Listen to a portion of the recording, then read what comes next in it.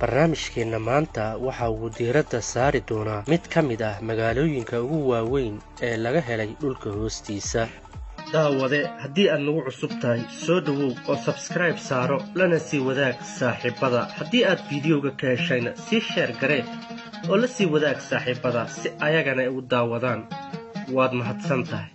magaalada Kenya waxa ay 755 kiiloomitir koonfur bari ka xigtaa magaalada Istanbul ee ah caasimadda labaad ee dalka Turkiga. magaaladaasi ayaa waxa ay tahay dhammaan mid ayada oo dhan dhulka hoostiisa laga helay sanadu markay ahayd 1960kii.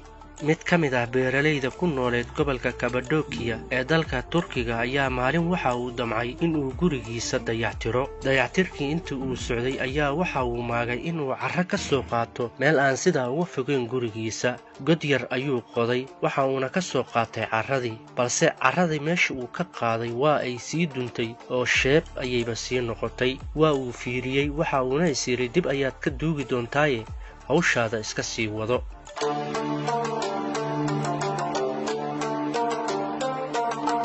hawshii markii uu dhameeyey ninkii beeralayda ahaa ayaa uu dib ugu soo laabtay godkii waxa uuna maagay inuu duugo, balse waaba meel ayada oo dhan liqliqanaysa.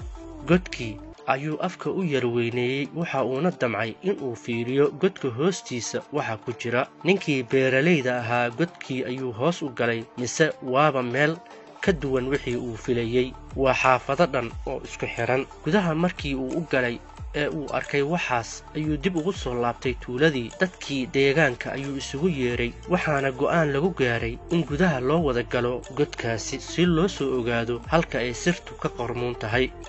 gudaha markii la wada galay dadkii waxa ay wada arkeen musqulo iyo guryooyin hor leh. waxa ay sidoo kaleeta arkeen godku inuusan dhammaad lahayn oo markii ay sii socdaanba uu sii muuqanaya. waxyaabaha ay halkaa ku arkeen waxaa ka mid ah ceelal, guryo, musqulo iyo sidoo kaleeta bannaano waaweyn oo lagu dhiirsado, sidoo kaleetana goobo lagu ciyaaro leh. dadkii inta badnayd way argagaxday. dib ayaana loo soo noqday waxaana la go'aansaday in maamulka deegaanka loo sheego si arrinkaasi uu baaritaan ugu sameeyo. dadkii deegaanka ahaa ayaa guddi iska saaray waxa ayna u tageen maamulkii deegaanka waxaana loo sheegay arrinkii dhacay. maamulka ayaa waxa uu go'aan ku gaaray in guddi khubaro ah loo saaro godka arrimihiisa. khubaradii ayaa waxa ay u soo ambabaxeen godkii. gudaha ayay u galeen. waxay ku qaadatay saacado fara badan inay dhex socdaan godka. khubaradu waxa ayba arkeen meeshu inay ka weyn tahay wixii ay filayeen dadka deegaanka in laga soo arko. waxa ayba noqotay magaalo aad u baaxad weyn oo dhulka hoostiisa ku taalla. magaaladu wax walba oo markaasi nooluhu uu u baahan yahay ayay ka koobnayd. xitaa waxaa ku yaalay kaniisado iyo meelo ay dadka wax ku caabudaan. sidoo kale magaaladu waxa ay lahayd difaacyo iyo albaabo adag oo dhagax afka loo saaray. dhagaxaasi oo gudaha in laga furo mooyee aanan bannaanka marna laga furi karin.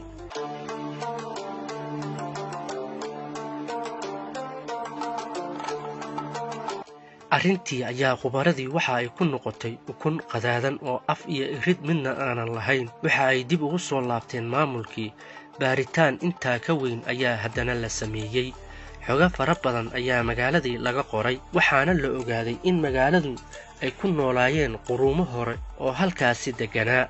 laakiin su'aasha ugu weyn ee jawaabta loo raadinaya ayaa waxa ay ahayd yaa ku noolaa, goormaa ayaana la dhisay magaalada noocan ah, ciddiisa ku nooleed xaggee ayay aaday. markaas kadib khubaradii ayaa waxa ay baaritaanno ku bilaabeen deegaanadii. sidoo kalena waxa ay waraysi ka qaadeen dad fara badan oo ka agdhowaa deegaankaasi, kuwaasi oo u badnaa dad da' ah oo xilli hore ku noolaa dhulkaasi. dadka intooda badan ayaa waxa ay soo kala sheegeen arrimo iskhilaafsan, walow waxyaabaha qaar ay sheegeen ay u dhoweyd xaqiiqada. qaar ka mid ah dadkii ayaa waxa ay maamulka u sheegeen in waagii hore halkaasi ay ku noolaayeen dad fara badan oo ilaa 100 kun gaaraya. dhulkaasi oo barwaaqa sooran ahaa ayaa weerar waxaa ku soo qaaday shayaadiin wax loo maleeyey oo dadkana laynayay, carruurtana ka dafayey. muddadaasi uu weerar ka socday ayaa waxa ay dadku go'aansadeen in dhulka hoostiisa ay ka qotaan difaacyo iyo goob ay ku gabadaan, kagana gabadaan cadowga markaasi ayaga ku soo duulay. halkaasina ay ku noolaayeen. waa sida qaar ka mid ah ay u sheegeen maamulka.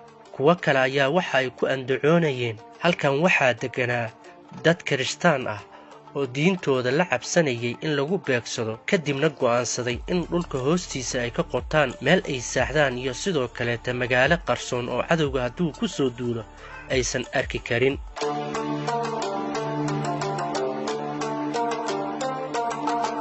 si kastaba ha ahaatee, maamulka ayaa waxa uu ku wareeray ilaa hadda wax lagu tilmaamo cidda deganeyd halkaasi iyo sababta magaaladaasi loo dhisay loogana dhisay dhulka hoosteeda. laakiin si kastoy ahaataba, dadka ku noolaa magaaladan ayaa waxa ay ahaayeen dad isugu jira nooc walba oo ay noloshu ka kooban tahay. weliba waxaa la sheegaa dadka halkaasi deganaa inay ka mid ahaayeen dad farsamo yaqaano ah oo weliba ku takhasusay sida dhagaxa loo qoro guryahana looga sameeyo.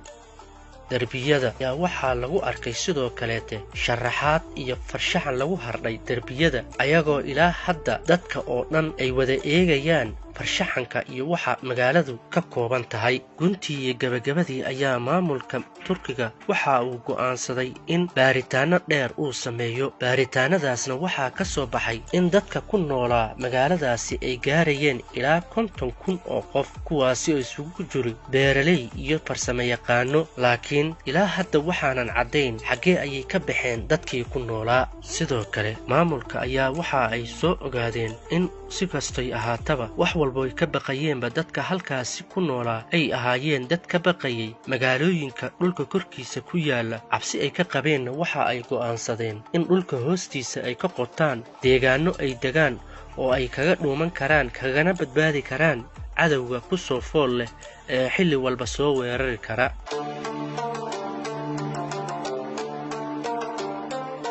laakiin si kastoy ahaataba, inta badan xogaha ku saabsan warbixinnada laga hela arrimaha dadkii hore waa mid aad u adag in laga ogaado xaqiiqda dhabta ah, taasi oo ay sabab u tahay ayadoo aanan laga haynin wax qoraal ah ama wax caddaymo ah oo ay reebeen aanan ka ahayn wixii raadkooda ahaa ee ay ka tageen.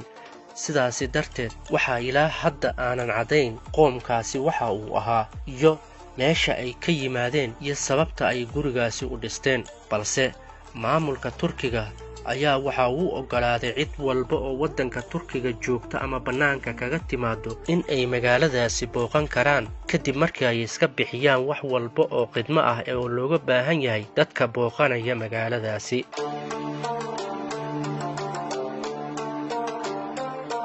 daawadayaal, intaa waxaynu ku soo koobaynaa barnaamijkii aynu kaga hadlaynay magaalada dhulka hoosteeda ku taalla ee laga helay dalka Turkiga, taasi oo la sheegay in ilaa hadda aanan la aqoonin wixii ku noolaa. tani intaynu ku kulmayno barnaamijkan oo kale ah waa anigoo inkaga tegaya. wassalaamu calaykum waraxmatullaahi wabarakaatuh.